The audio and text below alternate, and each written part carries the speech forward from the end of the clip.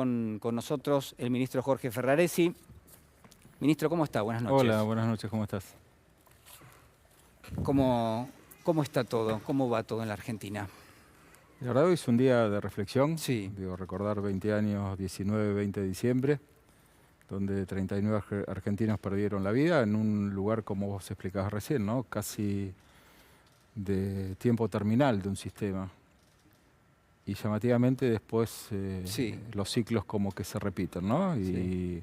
Y esto tiene que ver esto, justamente la formación de la idea en algo tan característico Sí. que es hacerlo sentir a uno parte de algo a lo cual no pertenece, pero sin embargo lo defiende. Claro. ¿No? Entonces tiene que ver con esto, pero digo... Bueno, ha sido un momento realmente liminar, sí, un momento singular. ¿Generó una nueva política ese momento? Es decir, la clase política tuvo una reflexión a partir de eso. ¿Hacer política fue distinto? Mira, lo que no hubo y no hay es Sí. emergentes de ese tiempo. Las construcciones vinieron después. Sí. De la misma manera que con el peronismo se creó el antiperonismo, creo que en ese tiempo pudo empezar, para el 2003, el kirchnerismo y también el macrismo, digo, simultáneamente. Sí. Me parece que esos procesos van generando después el kirchnerismo a partir de las épicas de Néstor y del fallecimiento de Néstor generó una explosión de participación de los jóvenes a la política. Y hoy hay expresiones, la verdad, de la oposición que se vieron reflejadas en el tratamiento del presupuesto la semana anterior, 10 bloques. ¿Usted reconoce que hay elementos que uno podría también trazar en una especie de camino histórico? Es decir, ¿son los mismos? Digo, no sé si son los mismos, algunos son los mismos, ¿no? Encima. Sí. Pero digo, en general, ¿son los mismos intereses los que están detrás? El proceso histórico, 210 años, y esos 210 años se avanza, se retrocede, se avanza, se retrocede. Y una vez yo lo escuchaba Aguado hace algún tiempo. Decía, somos los hijos que discutimos los mismos que discutieron los padres y lo mismo que discutieron los abuelos. Nuestros abuelos estaban en un lugar, nuestros padres en un lugar, nosotros en un lugar, y lo mismo, los hijos de ellos, los padres y los abuelos. Como que viene reflejándose esa tensión y una disputa, digo, que va mutando, ¿no? Porque va a haber, cada vez es más sofisticado, ¿no? En este último proceso. Lo explicaba muy bien Cristina el otro día que estuvo Lula en la Plaza de Mayo, el tema, esa conjunción entre medios y justicia con la persecución y la estigmatización de gobiernos populares, que bueno, que se hace complejo revertir esa situación. Pero también digo, los pueblos van tomando experiencia. El triunfo, ¿cómo se repone uno a eso? Es decir, haciendo políticas. Con convicciones y con continuidad y con el resultado de la gestión. Digo, nosotros tenemos la obligación de mejorarle la vida a la gente. Si no le mejoramos la vida a la gente, nuestra propuesta política fracasa. Entonces, digo, ese es un proceso que tiene que... Venimos de años complejos.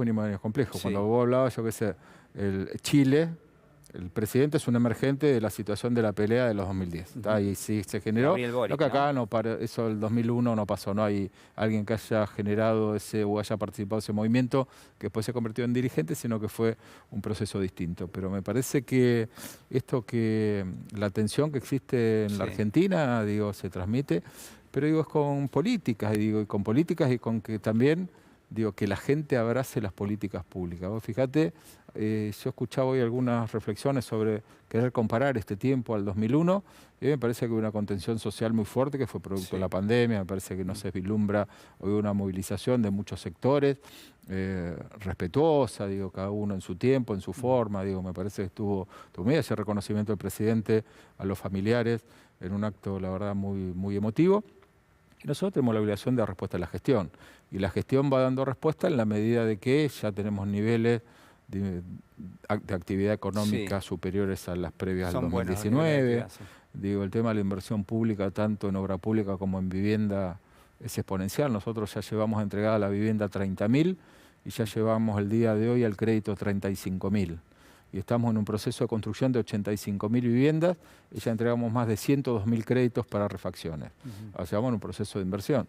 Yo voy a entregar personalmente los créditos, ¿no? a distintos lugares. La semana pasada lo que yo entregué personalmente, generamos 900 puestos de trabajo. Cada crédito que entrego son 3 puestos de trabajo en forma directa. Esa es una economía que se va moviendo, que se va modificando. El otro día, cuando Alberto y Máximo iban a San Vicente, contaban esto, cómo iban encontrando en cada cuadra, arena, ladrillo, alguien que pintaba, alguien que mejoraba. Pero bueno, es un proceso que le tenemos que dar continuidad, tenemos que profundizarlo. Pero tenemos una realidad que no tenemos presupuesto, pero también digo, pasó en el año 2010. Sí, ¿y cuál es un poco la experiencia de eso? Es decir, se puede seguir claramente. Tenemos que trabajarlo, se puede seguir, creo que nos obliga a ser mucho más dinámico, nos obliga a ser mucho más, que tengamos mucha más idea, mucha más dinámica, mucha más sensibilidad en función de cómo esos recursos aplicarlo a cambiar la vida de la gente. En un presupuesto probablemente haya muchas negociaciones. Hay negociaciones en un presupuesto. Permanentemente, Entonces vos decís, bueno... Bueno, en realidad debiera haberlas a veces. Bueno, hay, pero no está mal, no está mal que las haya, pero en una de esas no son prioridades para el gobierno. Entonces digo, nosotros a partir de este presupuesto podemos ordenar las prioridades para el gobierno. La prioridad para el gobierno es que a la gente le vaya mejor, que lo sienta en el salario, que lo sienta en la capacidad de compra, que lo sienta en que cada vez sea más posible que las políticas públicas las pueda abrazar.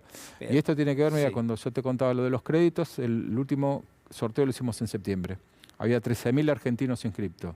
El próximo sorteo lo hacemos el 27, la semana próxima, y hay más de 22.000 argentinos inscriptos.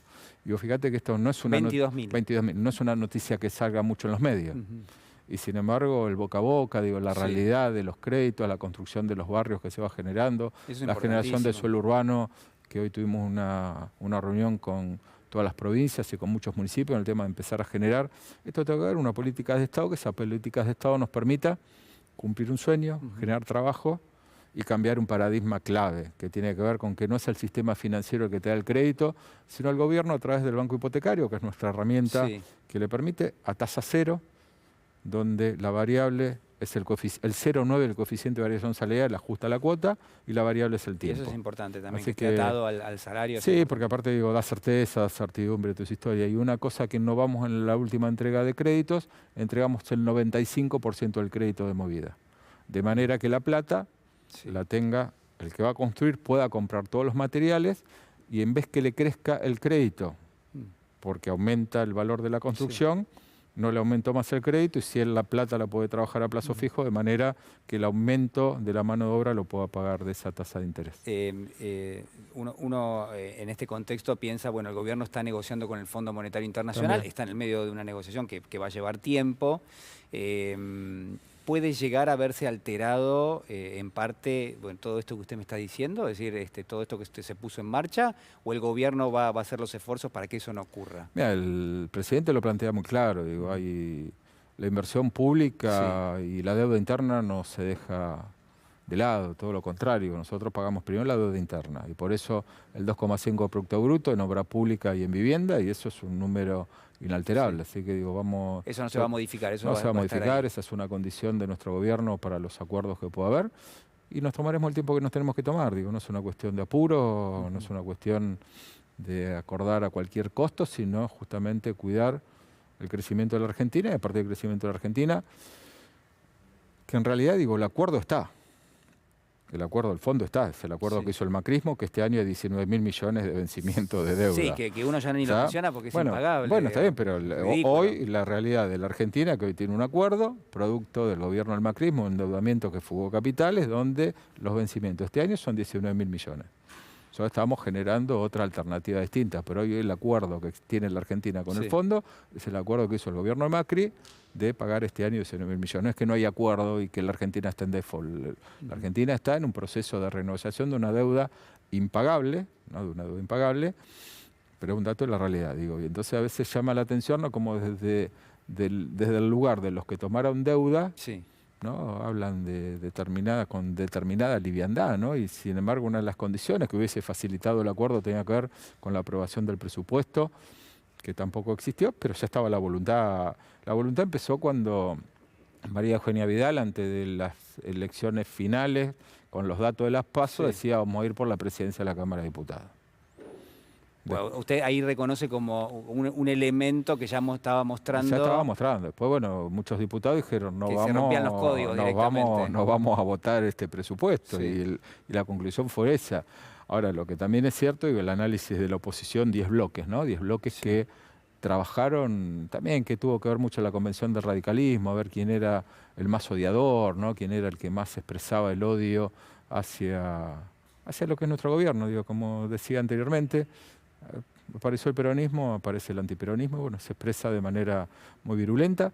Y también digo, ¿no? Pasaron dos avances muy fuertes dentro de los tres poderes, el de la Corte Suprema, con respecto al Consejo de la Magistratura, el del Legislativo, con respecto a la falta de presupuesto. Tenemos una herramienta fundamental, clave, que va a ser fundamentalmente la transformación nuestra, que va a ser el Ejecutivo. Con el Ejecutivo vamos a hacer todas las transformaciones que tengamos que hacer. ¿A usted le parece que hay, usted mencionaba recién a la Corte Suprema, que hay cierta animosidad de la Corte con respecto a las políticas del gobierno, un poco al programa y al rumbo en términos políticos que ha marcado el gobierno? No sé si lo expresa de esa manera, pero sí ha expresado con respecto al Consejo de la eliminar el Magistratura. Consejo de la Magistratura un cambio de paradigma muy fuerte con respecto a cómo sigue la justicia.